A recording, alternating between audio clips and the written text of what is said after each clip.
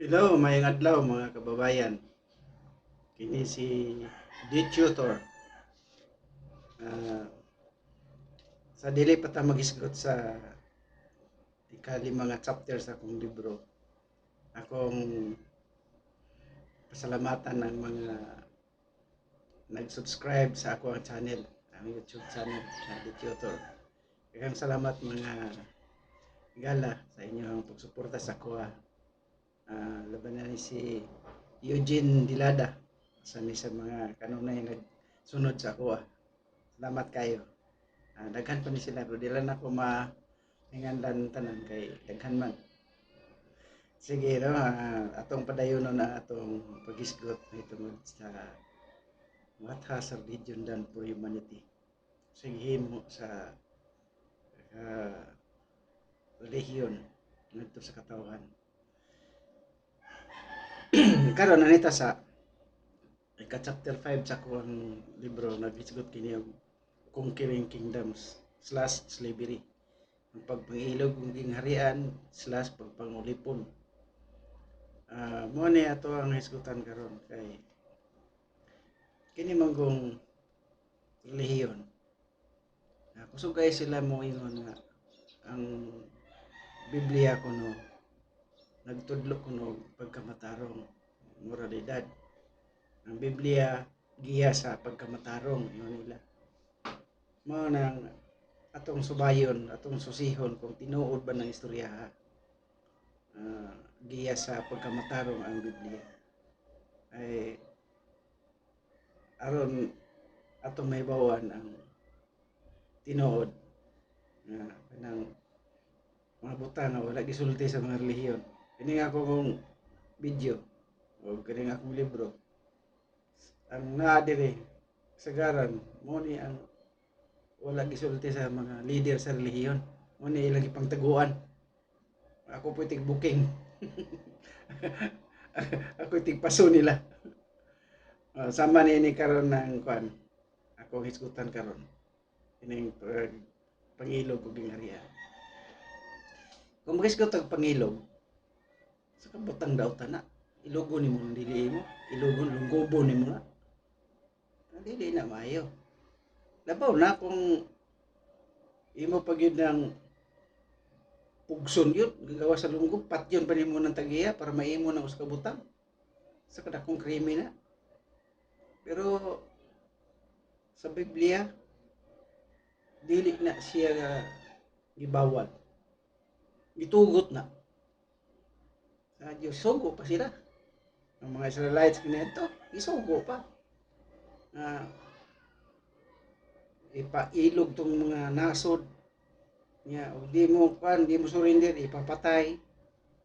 Sugo na sa ilang Dios. Si Jehovah, si Yahweh. Mabasa na to na atong sugdan na to pagbasa kining nasulat diri sa Deuteronomio kapitulo 3 bersikulo 3 ngadto sa 7. Ato lang basahon. Busa gitugyan sa Ginoo kanato ang siug nga hari sa basan. Ingon man ang tanan niyang katawhan. Gihurot nato sila pamatay ug giilog nato ang 60 niya ka siyudad ug ang tibok yuta sa Argob nga sakop sa gingharian ni Og. Kining mga siyudara gipalig-unan ug habog nga mga kuta, mga ganghaan ug mga trangka nga puthaw. Nailog usab nato ang daghang mga lungsod nga dili kinutaan. Gilaglag nato sa hingpit ang tanan sama sa atong gihimo sa mga siyudad sa Sihon. Gipamatay nato ang mga lalaki ug mga babaye ug kabataan apan gidala nato ang tanang kahayupan ug mga butang nga nakuha nato gikan sa siyudad. Ini imong hibalan kung giunsa nila pagpangilog sa gingharian. Gipanghambog nila nga 60 ka siyudad ang ilang giilog. Nya gipamatay ang mga lalaki ug babaye ug kabataan.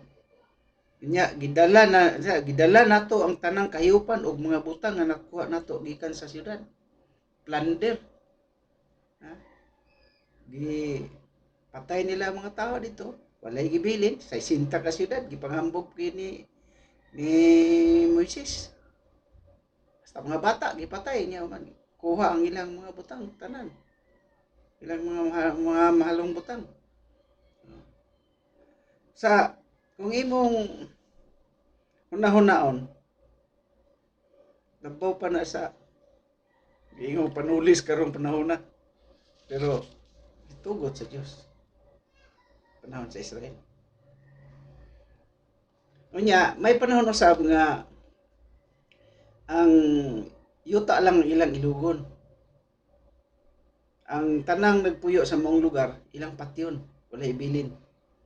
Ang buhi, walay bilin nga buhi, pil mga hayop. Unya, sunugon, taliwala sa kanang siyudad. Yuta ra gyud ilang ilugon, itong mga butang. Kasi kung sa itong mga butang nga dito, wala sila kuhaon. Nasad na nga, yun ana nga style sa ilahang pag-atake sa usa ka siyudad, usa ka lugar. Panahon sa Israel. Mabasa na to na sa Deuteronomio, Kapitulo 13, versikulo 12, paingon sa 18. Atong mabasa. Kung makabalita kamo nga sa lungsod nga inyong gipuy-an nga gihatag kaninyo sa Ginoo nga inyong Dios, may mga walay hinungdan nga mga tao nga mupahisalaag sa mga mulupyo sa ilang lungsod sa pagsimbag laing mga Dios nga wala ninyo simbaha kaniadto, kinahanglan nga magpakisayod kamo ug susihon ninyo kung tinuod ba kini. Kung masuta ninyo nga tinuod kini, hutda ninyo patay ang mga mulupyo sa lungsod, lakip ang mga kahayupan niini. Kinahanglan nga tigumo ninyo ang tanang bahandi sa maong lungsod diha sa taliwala sa plaza sa lungsod ug unya sunuga ang tibok lungsod ug ang tanang kabtangan ingon nga halad alang sa Ginoo nga inyong Dios. Kinahanglan nga gun-ubon kini ug dili na gayud kini tukuron pag-usab. Ayaw kamo pagbilin og bisan unsa nga gihukman na nga laglagon aron mahupay ang tumang kasuko sa Ginoo ug kaluy-an kamo niya og pagadaghanon sumala sa gisaad niya sa inyong mga katigulangan. Buhaton niya kini kung tumano ninyo ang mga sugo sa Ginoo nga inyong Dios nga gihatag ko karon kaninyo. Wala sugo. Sobra pa sa masakir. Patyon, lalaki, babae, bata, hasta hayop. Ngayon niya human, tapukon sa siyudad. Niya sunugon. Ingon rin kinahanglan nga tigumo ninyo ang tanang bahandi sa maong lungsod diha sa Tirola sa plaza sa lungsod dalon sa plaza ug unya sunuga ang tibok lungsod ug ang tanang kabtangan ini ingon nga halad alang sa Ginoo nga inyong Dios. Ipahalad as halad to ato pa tanang tao dito apil bata apil buntis sunog urot patay masakir. Lain pa. Mabasa na to sa Josue 10:30 Kapitulo 3, versikulo 38 hanggang 40. Mabasa kini. Mao ni panahon ni Josue, mao gyapon ang ihang gihimo sa pagpangilog ng harian. No? Wala gyapon ibilin, patyon, mga lalaki, babae, pilibata ug mga hayop. Katong una na kong ibasa sa panahon to ni Moises. Kini panahon na po nimo. Kang Josue na sad ni nga era. Si Josue na po na istar ani. Mabasa no? Unya si Josue og ang kasundaluhan sa Israel mibalik sa Daber og giatake kini. Giilog niya kini uban sa mga hari niini og ang tanang kasikbit nga kalungsuran. Gipatay nila ang tanang tao. Gibuhat ni Josue sa Daber og sa hari niini ang gibuhat niya sa Hebron, sa Libna og sa mga hari niini. Giilog ni Josue ang tibok yuta. Gibuntog niya ang mga hari sa mga siyudad sa kabungturan, ang dapit sa Nigib, ang siyudad sa kapatagan ug ang didto sa ubos sa kabungturan. Wala siya gibiling buhi sumala sa sugo sa Ginoo nga Dios sa Israel. Limang kana pila to ka lugar, Hebron, Libna, sa pato. Mga lugaran Nigib, walay gibilin nga buhi. Sugo na sa Dios sa ilaha. Ang gisugod diri giilog niya kini uban sa mga hari ninyo ang tanang kasikbit nga kalungsoran. Ilog. Giilog ni Josue ang tibuok yuta. Gibuntog niya ang mga hari sa syudad sa kabungturan. Pangilog. Tiyaw mo na. Gisugo sa Diyos sa pangilog dito. Okay lang na mangilog. Ha? Patyon pa nimo. Mga tao dito, human patay na ilogo ng mga kabtangan. Ana sila na wala ibilin nga buhi. Napayo sa kay gayon sa Biblia nga imong akong nabantayan nga masikat ang mga tao kaniadto nga daghang napatay. Daghang kag napatay masikat ka. Unya ang dili ang minus kag napatay di kay kasikat. Pero bilin nyo, di pa ko malimot na mga 1960s gamay pa ko 60s nga anak ko sa una agi na sa una nga dili pa yung ani sistema sa gobyerno itong mga mayor sa una kinsa ganito yung mga napriso sa mga prisohan at tagdugay tagdaghag na patay mo himong security guard bodyguard sa mga politiko sa una sikat sa una daghag na patay ngayon na sila tapulano kuan patay na tulo yung tuban si kuan jud kay 5 padaghan nagpatay ba pero kanang istorya nga padaghan nagpatay daan na dai sa una na sa una siya atong mabasa diri sa kanang unang Samuel 18 kapitulo 18 bersikulo 6 ngadto 9 kini ang kasaysayan ni Haring Saul o ni David ni Haring David ana atong basahon usa ka adlaw ni ana samtang na mauli si David ug Saul gikan nga nakigubat sa mga Pilistihanon gisugat sila sa mga kababayen-an gikan sa siyudad sa Israel nag-awit ug nagsayaw sila dinuyugan sa mga tambor ug uban pang mga tulunggod ug sa ilang panaglipay nag-awit sila linibo ang napatay ni Saul apan tinagpulo kalibo ang napatay ni David tungod niini nasuko pag-ayo si Saul ug siya miingon nganong nag-ingon man sila nga nagpulo kalibo ang napatay ni David samtang linibo lang ang akong napatay dili madugay panag-iyahon na niya kining akong gingharian ug sukad niadtong adlaw gibantayan ni Saul si David sa nasuko si Saul kay ang mga nagkanta nag-ingon nga nilibo daw ang napatay ni Saul pero si David tinagpulo kalibo sa ato pa 1,000 lang iyaha kang 10,000 kang David kang Saul 1,000 lang nasuko si Saul kay nganong ingon nga gamay ra iyang napatay ranang mga tao kaniadto lahi kayo sila og kani sa panahon sa Biblia lahi kayo sila og mentalidad nain pa ang mga kinabuhi sa tao kaniadtong panahon na wala lay bili sa panahon sa Biblia kay kining kaso ni Saul ug ni David tungod kay si Saul nagsilos man ni David ang gusto ni Saul nga mapatay si David nya sa David kay na nakagusto man sa anak sa hari nga babae muto nga iyang gitagaan og misyon si David nga sige makaasawa ka sa akong anak basta imong makadala ka og 200 o 100 kayamis sa mga Pilistihanon katong ilang kalaban nga lungsod nang yamis ba sa kinatao sa tao nga sumoy sa lalaki nang nagyamis pangayuan siya 100 at di man nimo makuha og mo patyo ng tao mismo kay ang tuyo ni Saul ato nga mapatay si David kay duda siya nga rival nako niya karon ato masahon ng kasaysayan ani sa unang Samuel 18 kapitulo 18 bersikulo 25 ngadto 27 nya si Saul miingon Ingnan ninyo si David, wala magkinahanglan og bugay ang hari. Ang iyang gipangayo kanimo mao lamang ang usa ka gatos kayamis sa kinatawo sa mga Filistihanon aron makapahimulos sila sa iyang mga kaaway. Makapanimalos siya sa iyang mga kaaway.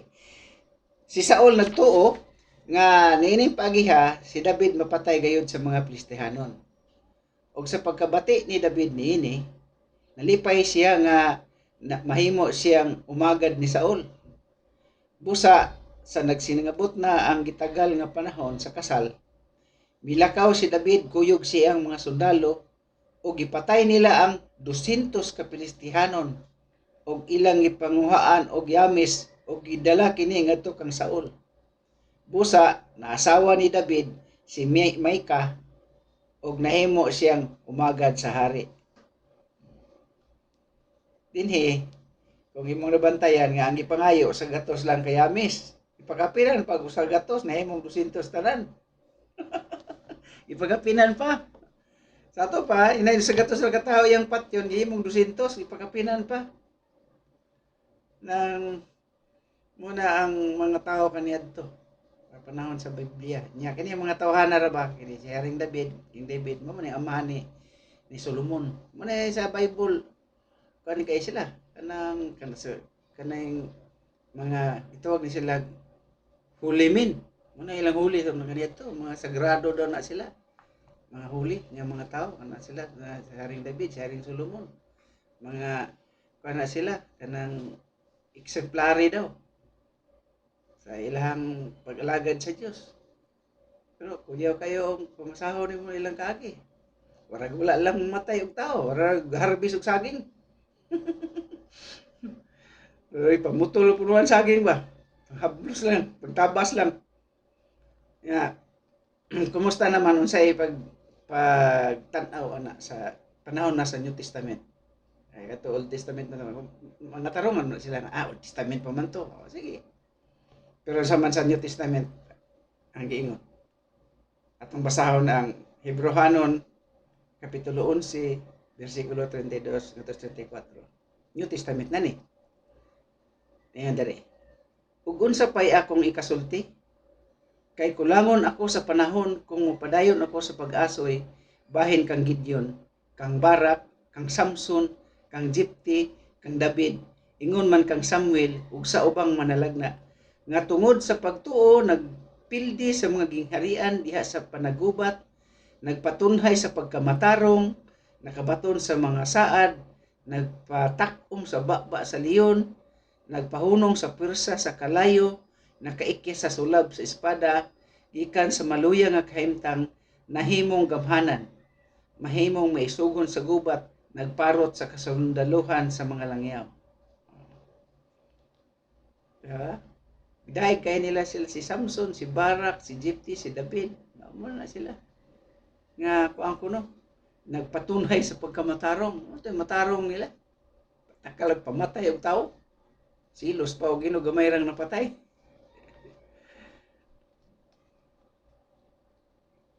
Nya, nain pang muna siyang ang ilahang panahon kanito, ang pagpanulis o pagpatay sa ubang tribo, consider ng matarong may sugo silang Diyos. Mga hinungdan nga kining mga relihiyon kung imong basahon ang ilang kasaysayan, matod pa sa akong amigo siya, if you read a history of religion, you like reading a history of war. Yan siya. Ang akong amigo nga Australiano, yan siya. Nood man, magbasa ka history of religion, wala kalainan sa history of war, kada lihok na gira man. Ang kanya-kanya lang na sila, panahon sa, labi na sa kiling kwan, itawag nila Dark Ages, ang mga Christian o Muslim, galumba lang na sila o pangkungkir. Sakop nila, ilahan na. Human, magtagbo na po sila, magbangga po ng Muslim o Christian. Muna yung nahitabo din sa ato sa Pilipinas, no? Ang pagkongkis diri sa Pilipinas, ang nagdala ato si Ferdinand Magellan. Si Ferdinand Magellan gidala ato nga kanang sugo sa Katsila. Pero actually si Ferdinand Magellan Portugis to siya. Pero ang kuan siya, dito siya nagserbisyo sa Spain. Nya mo to. Pagani nila din sa atong nasod, ang majority dire nga religion atong panahon na mga siguro nasa mga 70% dire sa Pilipinas, mga Muslim, Islam ang relihiyon dire. Nya kanang mga 30% sa nagkalain-lain lang ng tribo, napo ilang relihiyon lain-lain, like relihiyon ng mga Ilocano, like relihiyon ng mga Cebuano, o mga Bagubo po, mga nitibo dire sa Mindanao, napo ilang kanya-kanyang relihiyon. Pero ang daghan jud dire mga Muslim. Oh. Unya mo to. Pag abot nila na dire ni Ferdinand Magellan, ng mga Katsila nga nagdala ng Kristyanismo dire sa Pilipinas. Wala sila yuta, bisig sa kapad nga yuta, wala. Pero pagdagan sa panahon, halos naila tanan ang Pilipinas. Nahimong Christian ang 90% sa population diri sa Pilipinas. Dinya mo na nga ang imong subayon ng kasaysayan, daghan na maganin mga dokumentarya na tong panahon sa Centennial, daghan sa lida ato nga gibuhat sa mga producer sa pelikula o giunsa nila pag sulong diri sa Pilipinas, giunsa nila pagkuha ang Pilipinas o paghimo Christian sa Pilipinas. Dili pinagi og sangyaw o pag-convert nila, pinagi sa espada, pinagi sa hulga. Nahimong Christian ning nasura, pinagi sa hulga. Grabe ka ito sila, di ka mosunod nila, platos. O pagahi-gahi pa yung ka, patiyon ka. No. Kaya choice ang mga nitibo din Sunod na lang sa ilang relihiyon. Nya, gawa sa ilang relihiyon nga ipa-adapt, ilang yuta pag gikuha. Giantos nila na nga kahimtang sulod sa 333 katuig. 333 years. Pag-antos sa mga nitibo din sa atong nasod. Pero mo na kalakalan kaniya to. Pagsunod na nila dire, sukol man sa mga nitibo dire. Nya daghan man sa Muslim, sukol pud sila. Nga kasaysayan dai diri sa Cebu. Ng mga sila Pulapo. Mga Muslim man to sila. Mga Sultan Kudarat, sukol man na sila pero gilupig lang sila. Kay kuyon mag-armas mga Katsila. Sila ilang armas at pamangkayoy pusil sila ng panahon na. Pero mo ang mga Muslim ning atras sila. Pero Luzon kuha gyud nimo nang atras sila sa Mindanao. Mindanao may pinakalig-on wa ni mahurot og kuha sa mga Katsila. Mo nga dili tanan sa Pilipinas na himong Christian. Nay nabilin nga mga Muslim labi banda Cotabato, Lanao, Antodron, daghan kay sa Lanao. Wala kay makita diha nga karaan nga kay asa gani itong mga lugar nga na-conquer sa Katsila. Tukuran nila nagsimbahan. Wa kay makita ang simbahan diha nga karaan nga pareha sa ubang lugar na ay karaan nga simbahan nga sa naay 16th century, 17th century nga simbahan. Wala diri sa Mindanao, wala na diri. Kay wala nila mukha nga sukol man yung mga Muslim diri. Mo po nakalakalan na Muslim po sila po nulong po na sila. Puno basa nimo sa history. Muna ang kasaysayan diri sa Pilipinas nga nahimo siyang Christian pero dili pinaagi og wali. Pag-convert sa mga tao, itagaan ng mga tao mayong goodwill, mayong kabubuton para convert. Wala dili nguna na. Karon na lang litero na yung mga Protestant dire sa kasbukid mga nitibo, doon nila dito, sangyawan nila, mo to convert. Tagaag sardinas, tagaan og bugas, tagaag kape, wala na, mimuro na. Sagaran, nga na sa una.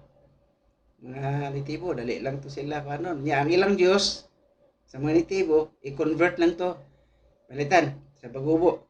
Ang ilang kibalo ko sa istorya na sa Bagubo nga, ang ilang Diyos si Manama. Muna ngalan silang Diyos si Manama. Yang ilang baliadan og iba si Matutom ug si si Apo, ang laki si Apo mo na Adan, si iba si Matutom mo na nagduol nga bukid diri sa Mindanao nga Mount Apo ug Mount Matutom. Mo na ilang istorya nga pagkamatay ni Apo mo na nahimong Mount Apo, pagkamatay ni Matutom mo nahimong Mount Matutom. Nya ang ilang Dios si Manama. Pagpasok diri sa Christian, dali lang. Ingon nila kana si Manama mo man ang nagbuhat sa kalibutan. Yung mga tibo, mo na si Jesus. Mo na siya. Mura na siya, si Manama o si Jesus, mura na. Kambyo tag Diyos. Kambyo na. Dili na Manama, Jesus na. Karon mga Diyos, mga Diyos, mga nitibo diri, Jesus na. Dili na Manama. Ang mga nitibo nga bugobo diri. Mo na siya. Niya, grabe yung paghupot nila, 333 ka tuig.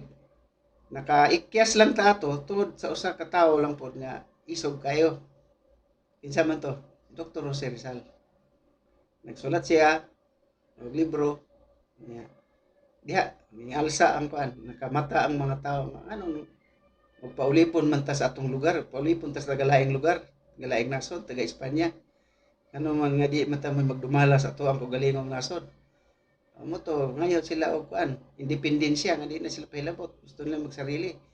Awa sa to madali, pinatyanay sa to. Grabing gira po nila para lang mahawa ang mga katsila. Tinod hawa ang katsila dire. Naka-independence ta atong 18th century, 1898 siguro to. Kung ako masayo. Nga atong Independence Day sa katsila. Independence year. Nya June 12 to, 1898, kung wala ko masayop, no? Excuse me lang kung namali ko sa akong pizza, pero sa nasa kong nauna, orag yung anak to. Karon na wala na ang katsila. Gawas na ta. Pero kay natanom naman sa mga Pilipino ang Kristyanismo, ang Katolisismo diri sa Pilipinas. Kasi siyempre, 333 years, ang unang na convert, namatay na to. Ang ilang anak, dili na to, wala na to makaagi o mga harsh na pamaagi sa pag-convert. Kay anak naman lang. Hantod pila na ka-generation. 300 years, 300 years, ay, mga upat na mga unom na naka-generation sa tag-50, mugbo pag-edad mga tao sa una. So, nalimtan na nila ang origin sa ilang pagkahimong Christian. Nalimtan na nila, giunsa sila sa mga katsila. Nalimtan na nila sa panahon na ni Rizal. So, ang panggobyerno nila ilang gi-kick out, pero ang relihiyon, gigakos gihapon nila. Ang maong relihiyon karon. Mga kasaysayan sa mga konkistador ini sa Pilipinas. Conquer diri. Kaya dili lang na mao. Kining mga konkistador, abot sad na sila sa laing lugar. Kanang Mexico. Gani ang ilang kwarta sa Mexico, ato pareha lang piso. Apil na sila sa na-conquer. Kanang Amerika mismo, kuninita na sa daghang konkistador. Ang mga nitibo diha, halos gihurot sa mga konkistador kaniadto. Dalag bit-bit po silang relihiyon. Apil na. Kay wala may problema kay feeling nila nga okay ra kay na may sugo sa Biblia, sugo sa Dios. Muna ang kalakalan diha sa Biblia, ang dilang business diha sa Biblia. Napay sugo sa Dios ha. Kini mubo lang ni. Exodo 22:20. Ang maghalad ngadto sa laing Dios gawas kanako ang Ginoo kinahanglan patyon. Exodo 22:20. Sa uban nga hubad sa Biblia lay Ginoo ang maghalad ngadto sa laing Dios gawas kanako si Jehova kinahanglan patyon. Ang maghalad og laing Dios gawas kang Yahweh kinahanglan patyon. Ana. So kung ang tao wala mag-alagad sa iyang sa Dios nga si Yahweh or si Jehova, wala kaso patyon na. Nay sugo nga kinahanglan patyon. Unang warag okay lang kaniadto. Ingon ana ang kalakalan nila, ang ilang business kaniadto. Nga pinatyanay mangnulong kuhaon ng nasod Mao man ang gihimo nila ni Moises, nila ni Josue, nila ni David nga mo nang additional pa nga sugo ha kanang sa gingon nga nga ang maghalad og laing Dios kinahanglan patyon. Gawa sa Exodo 22:20 na pa sa Deuteronomio 13:12 ngadto 15. Na pa diha. Mo nang ilang balaod kanadto na sugo. Ha, atong basahon. Kung makabalita kamo nga sa lungsod nga inyong gipuy-an nga gihatag kaninyo sa Ginoo nga inyong Dios, may mga walay hinungdan nga mga tawo nga mapahisalaag sa mga mulupyo sa ilang lungsod sa pagsimbag laing Dios nga wala ninyo simbaha kaniadto, kinahanglan magpakasayod kamo o susihon ninyo kung tinuod ba kini. Kung masuta ninyo nga kini tinuod, hutdan ninyong patay ang mga mulupyo sa lungsod, lakip ang mga kahayupan. Walay kaso, patyon ang tanan nga basta bawa nila nagsimba kag laing Dios. Patay. Nga nga okay lang sa panahon sa Biblia katong mga konkistador wala to sila makonsensya nga patay sila daghang tao kay piling nila sugo sila sa Dios. Sa ang Biblia nagtugot gina sa pagpatay sa mga tao nga wala magsimba siya. Nanay daghang mabasa sa Biblia. Lain pa mga napay mga instruction ng Dios sa mga Israelita may tungod sa pagpanulong nang manulong sila. Na siya instruction sa Deuteronomio Kapitulo 20, versikulo 17 ngadto sa 7. Na instruction.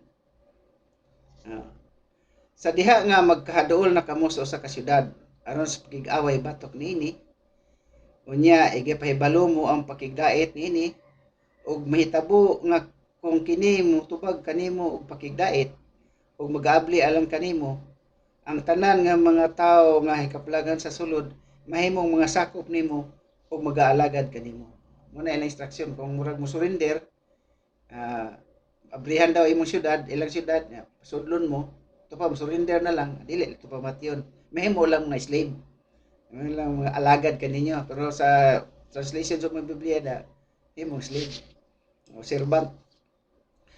O kung kini dili maghimo og pagigdayat kanimo, ato padayon nun ha. O kung kini dili maghimo og pagigdayat kanimo, kung dili magpakigubat bato kanimo, unya pagalikusan mo kini. Unya kung si Jehova nga imong Dios magatugyan niini sa imong kamot, pagapatyon mo ang tagsa-tagsa kalalakin niya uban sa sulab sa pinuti. O apan ang mga babae o ang mga bata o ang kahayupan o ang tanang mga inagaw kanila, pagakuhaon mo nga alang kanimo. O pagakanon mo ang inagaw sa imong mga kaaway nga gitugyan kanimo ni Jehova nga imong Dios. Mo kini ang pagabuhaton mo sa tanang nga syudad nga atoa sa labing halayo kanimo nga dili syudad nining mga nasod. Apan sa syudad nining mga katawhan nga gihatag kanimo ni Jehova nga imong Dios sa usa ka panulundon, walay papagawason mo nga buhi sa bisan unsang butang nga buhi, sa bisan unsang butang nga nagaginhawa. Hinunoa pagalaglagon mo sila gayon. Ang mga Hitihanon ug ang mga Amorihanon ug ang mga Kanaanon ug ang mga Perisihanon ug ang mga Hebihanon ug ang mga Hibusihanon ingon sa gisugo ni Jehova nga imong Dios. Walay ibilin nga buhi sa mga syudad nga gihatag kanila sa Dios. Pero katong uban nga layo-layo na dili giapoy gikuan sa Dios nga ihatag sila, pwede ra to og di mo sukol, di patyon. Pasurindiron lang, bihag. Pero katong syudad nga nasa ilang duol nga gihimo nga panulundon daw nila, walay pagawson nga buhi. Unya ang kuan pagyud panguhaon pagyud ang mga butang, kanon pagyud tong mga inagaw. So panulis yun ba? Ang imong balansihon akong panulis. Pero itugot na masakir ang dili mo tuo sa dili mo surrender sa ilaha ng mga Israelites. Pero masahon nimo diha sa Bible kanang mga Israelitas walay silingan, walay amigong silingan na sila. Kay kuhaon na nila ilang silingan, ilahon ang yuta. Ana man sila extend sa ilang lugar. Pero mo ngina sa una po, mga tao sa una. Pag mga anak na sila, walay family planning, padaghano na nila, pag human training sundalo, pag human manulong, manguha. Kaya mo may naas Bible nga sulong nga kan. Basta wala mo simba sa iyang Dios. Kinahanglan kaon mo na. Mo paghihimo sa mga Muslim. Mora man na iyapon. Mora legal mo na sila ha kaniadto. Grabe giras kalibutan anak panahon kaniadto. Pero abi nimo, dunay usa ka panahon pod nga napoy ilang ikuan sa Dios nga ayon niyo patya na, ayon niyo patya. Ay iyang gisugo ang mga Israelitas nga na specific nga klase sa tao nga ayaw niyo patya. Atong basahon. Dinhi sa Numeros Kapitulo 37 dayon at Numeros Kapitulo 31 bersikulo 17 ngadtos 18. Na instruction siya na wala na sad ni. Na instruction nga na dili papatay. Ingan diri. Busa karon pamatyo ninyo ang tanang mga lalaki nga anaa sa taliwala sa mga bata o pamatyo ninyo ang tanan nga babae nga nakaila og lalaki pinagis paghigda uban kaniya. Apan ang tanang babae nga wala makaila sa lalaki pinagis paghigda uban kaniya, igabilin niyo siya nga buhi alang sa inyong kaugalingon. Ito ra yung virgin, pabilin dili papatay. Mga lalaki, mga bata, apil, patyon, tanan. Basta tong babae nga dili na virgin, patyon, pero ang virgin, bilin. Ano man, para sa inyong kaugalingon. Konsumo, tirada. Nya subala sa record sa Numeros 31 sa unahan lang ana 32:17 32,000 ka babaeng ulay ang ilang nabihag. Ang virgin na nila gipatay, gibihag lang nila. I-consider na nga matarong sa Biblia kay sugo man sa Dios. Pero doon na yung mga tao na kaambo nga dili man na tama ng buhata. Mga tao nga gigamit nila lang utok nga wala nila gisurrender ng ilang utok sa relihiyon. Nakabantay na sila nga dili gina maayo bisan pag unsa pay katarungan ninyo. Abi kay sugo sa Dios. Bisig papatay imong igsuon imong ginikanan. Pahurot ng kalungsod patay tama ra basta sugo sa Dios. Kana tama na kung imong utok i-surrender nimo sa relihiyon. Pero dili nimo i-surrender, klaro kaya na nga dautan. Munang usa sa mga hinungdan nga makaingon ta nga kining relihiyon primitive gyud kayo kanang wala pa gyud sa karon nga panghunahon nato layo na kaayo. Usa angay na tong hunahon kung musunod pa bata aning mga gibuhat nila kaniadto. Padunggan ni mga relihiyon parte makadaig sa mga tao diri sa Biblia, sa mga alagad sa Dios kuno kaniadto, parte kay nila makadaig pero sila ibalugo na sila. Kay kanang kibalom na sila sa mga kasaysayan ibasa guna nila. Pero sa di nila madakpan ba? Di dayon ma-gets nila, ora okay ra. Ana mo blind pud ning religion ba? I-blind kanila. Para di ka dayon makabantay nga uy ngano man ni ngana ano man ni wala para guyuron kanila nga ma-control nila imong una-una. Sa mo nang ang pangilog o mga gingharian pagpanulis sa laing lugar i-consider na nga okay ra sa Biblia. Sa kita karon kita nang maghukom kun angay pa ba natong tuhuan ng mga kasaysayaw kanang libruha nga nagdala na angay pa ba tang musunod anang ilahang kinaiya kaniadto. Daghang salamat.